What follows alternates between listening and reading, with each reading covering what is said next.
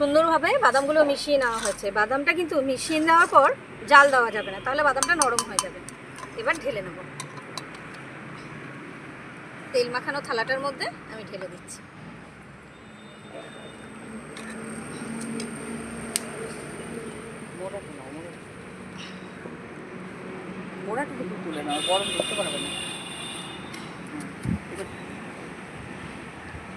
এবার এটা ঠান্ডা হওয়ার জন্য বেশ কিছু সময় রেখে দেবো।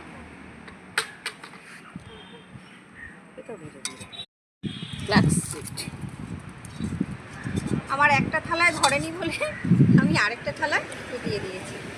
রংটা কত সুন্দর হয়েছে দেখুন। আর বাদামের পরিমাণটাও কিন্তু ঠিকঠাক দিতে হবে। এবার বেশ কিছু সময় ঠান্ডা হলেই এটা জমাট বেঁধে যাবে আর তৈরি হয়ে যাবে আমাদের চিট বাদাম।